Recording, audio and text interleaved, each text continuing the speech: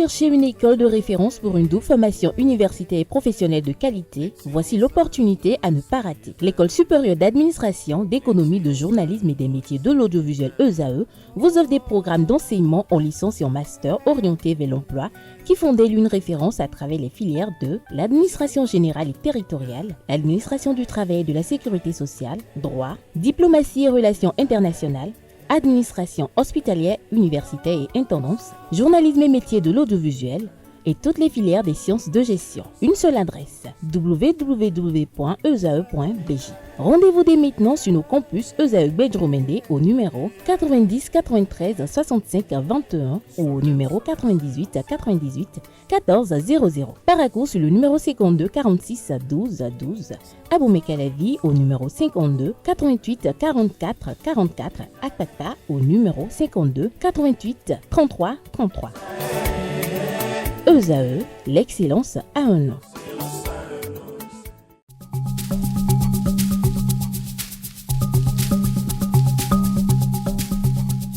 L'ARCEP Bénin communique.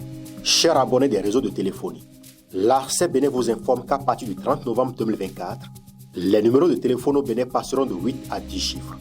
Pour compter de cette date, vous êtes invité à observer les comportements ci-après. Pour tout usage, précédez de 01 le numéro habituel quel que soit le réseau. Mettre à jour les numéros associés à tous vos comptes sur les plateformes et tout support de communication. L'ARCEP Bénin vous rassure que ce changement n'entraîne aucun frais à payer par les abonnés. Vous pouvez mettre à jour automatiquement votre répertoire téléphonique à l'aide des applications gratuites disponibles en téléchargement sur les plateformes. Appelez gratuitement le 131 ou le service client de votre opérateur pour tout renseignement complémentaire.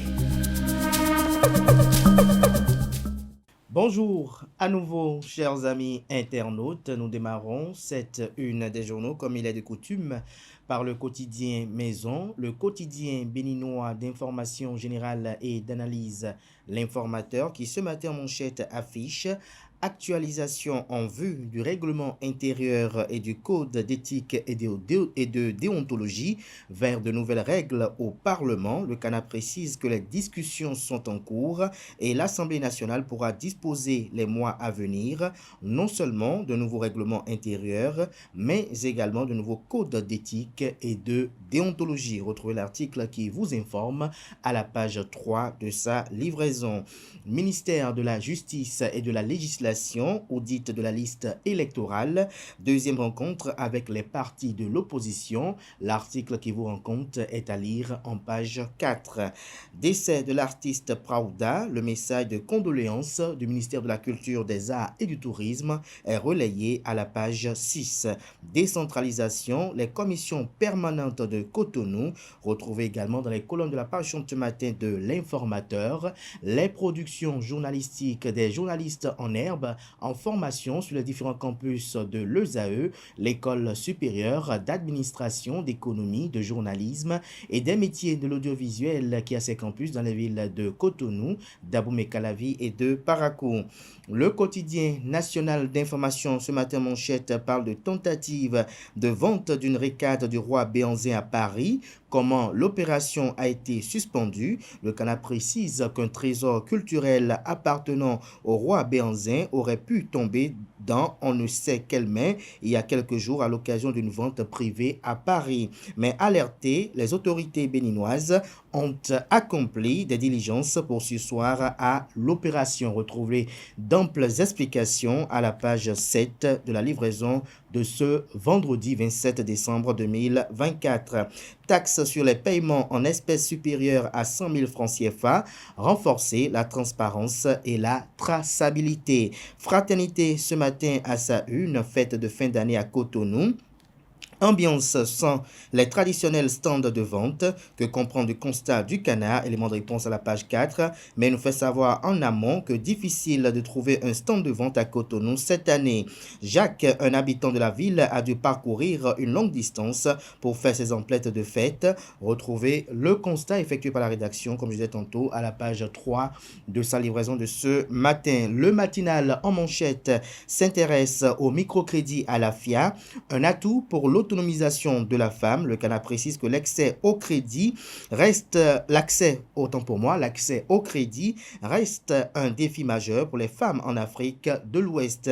Seulement 5,1% des femmes ont accès dans cette région, où moins de 37% d'entre elles ont un compte bancaire selon le Fonds monétaire international, FMI bien évidemment. Pour contourner les difficultés liées à l'accès au crédit dans les banques commerciales traditionnelles, les femmes ont souvent recours au microcrédit pour des prêts, souvent de montant modeste, contractés à titre individuel ou par la voie de groupements spécifiquement constitués pour renforcer ou lancer leur activité.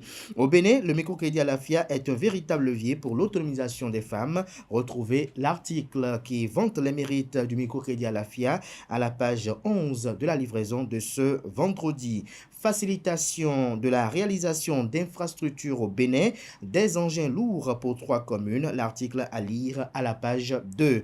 Matin libre à présent, le Bénin a trouvé son chemin et cela est irréversible. Propos tenus par le président Patrice Talon au cours de son discours à la nation devant la représentation nationale vendredi dernier.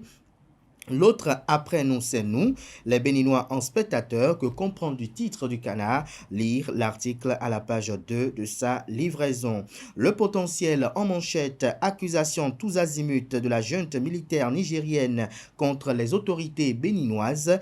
Le général Abdourahmane Tiani refroidit à nouveau les relations avec le Bénin, le gouvernement béninois, pour déconstruire les fake news distillées. On peut lire également à la une de Le Potentiel de ce matin, présidence du Conseil économique et social, Golou, Gbagidi, Amouda, un trio pour un siège.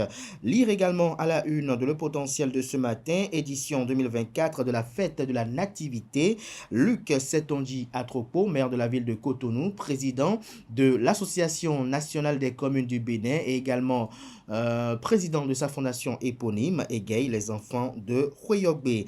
Le premier quotidien économique du Bénin, ce matin à sa une, en financement des économies de l'espace UEMOA, Union économique et monétaire ouest-africaine en 2023.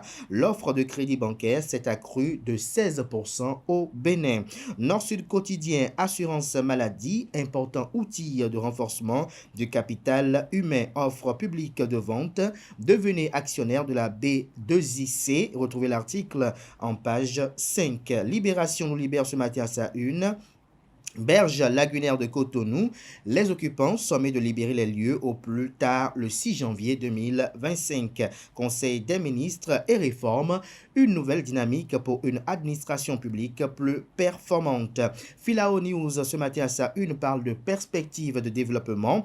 Le Bénin sur le chemin de la souveraineté économique, concept facteur, clé, approche et dynamique, un document à s'approprier. En illustration du titre, on aperçoit le ministre d'État en charge de l'économie et des finances, chargé également de la coopération, Romuald Wadain.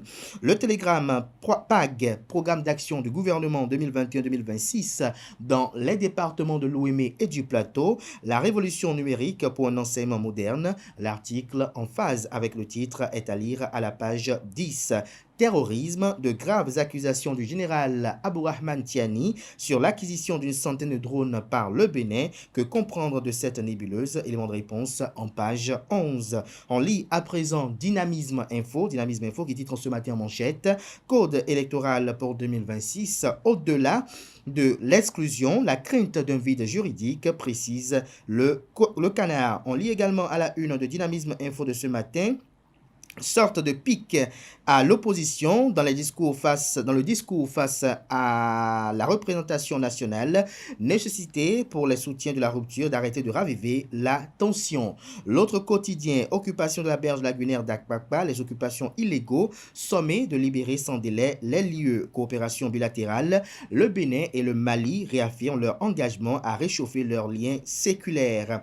Nous bouclons avec l'hebdomadaire La Croix du Bénin, le quotidien quotidien, l'hebdomadaire catholique qui titre cette semaine en manchette Noël inclusif, deuxième édition, la joie d'une fête partagée. Vous avez une image illustrative sur laquelle on aperçoit les enfants qui expriment leur joie en compagnie de sœur Florence Agbani, directrice exécutive du service des sœurs pour la promotion humaine. C'était le lundi 23 décembre 2024 à Aboumé-Calavi. L'article compte rendu de cette activité salvatrice est à lire à la page 2. Diocèse de Djougou, de Porto Novo et de Cotonou, des motifs de joie dans le sacerdoce. Retrouvez l'article partagé aux pages 6 et 7. Développement des structures de péché au Bénin et dans le monde. La BCJ KTO organise une recollection pour ses membres. L'article en page 5. Toujours à la une de la parution de cette semaine de l'hebdomadaire catholique La Croix du Bénin, archidiocèse de Cotonou, 15 ans de grâce de la mission d'évangélisation à Razonto. L'article en page 4. Ce sera tout pour la présentation de quelques titres parus ce jour dans la presse locale. Les quotidiens sont disponibles dans les kiosques, également accessibles en ligne pour ceux d'entre eux disposant bien évidemment d'un site internet. Merci de votre attention.